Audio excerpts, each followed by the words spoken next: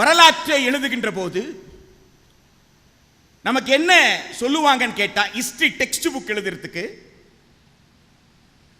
எதெல்லாம் டிஸ்பியூட்டட் ஃபேக்ட்ஸோ அந்த disputed facts டெக்ஸ்டில் இருக்கக்கூடாதுன்னு சொல்லுவாங்க. சர்ச்சைக்குரியது அல்லது விவாதித்து தெளிவு பெறாத ஒன்று இருக்கிறது என்றால் அந்த விவாதித்து தெளிவு பெறாத ஒன்று எதில் இடம்பெறக்கூடாது? பாடநூலில் இடம்பெறக்கூடாது. குறிப்பாக பள்ளி பாடத்தில் இடம்பெறக்கூடாது. நீங்க எம்ஏல அப்படி சொல்ல முடியாது. எம்ஏல கேள்விக்கு எம்ஏல டிஸ்ப்ரூவ் பண்றது தான் எம்எல்ஏ, அது போஸ்ட் கிராஜுவேட், பட்டத்திற்கு பிறகு. எனவே அங்க டிஸ்பியூட்டட் ஃபேக்ட் வைக்கிறீங்களா அன்டிஸ்பியூட்டட் ஃபேக்ட் வைக்கிறீங்களா பிரச்சனையே கிடையாது. ஏன்னா எந்த ஃபேக்டையும் டிஸ்பியூட் பண்றதுக்கு தான் அந்த ஸ்டூடெண்ட் எம்ஏக்கு வர்றான். ஆனா 18 வயதுக்குட்பட்டவர்கள் குழந்தைகள் என்று சொல்கிறோமே, அந்த குழந்தைகள் யார்?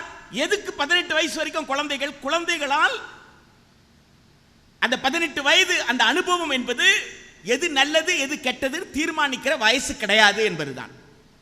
ஒவ்வொரு ஆண்டும் அனுபவம் கூடி வருகிறது. எனவே 18 ஆண்டு கால அனுபவத்தில் அவனுக்கு ஓரளவுக்கு நல்லது கெட்டதை தீர்மானிக்கிற சக்தி வந்துருச்சுன்றதுனால தான் 18 வயசு மேஜர். 21 வயசு 25 வயசு தேர்தலில் நிக்கிறதுக்கு ஒரு வயசு வச்சிருக்கோம்.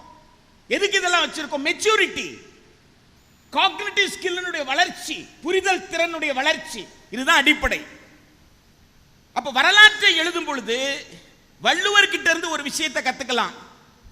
குணம் நாடி குற்றமும் நாடி அவற்றுள் மிகை நாடி மிக்க கொளல் என்பார். அப்ப மாணவர்களுக்கு வரலாற்று பாடத்தில் ஒரு செய்தியை வைப்பது என்றால் குணத்தை நாடுவது, குற்றத்தை நாடுவது, அவற்றுள் மிகையை நாடுவது, எது மாணவனுக்கு செய்தியாக செல்ல வேண்டுமோ அதை மட்டுமே எழுதுவது. அதுக்கு தான் ரிசர்ச் ஸ்காலர்னு சொல்றோம். யாரு வேணாலும் வரலாறு எழுதிட முடியாது.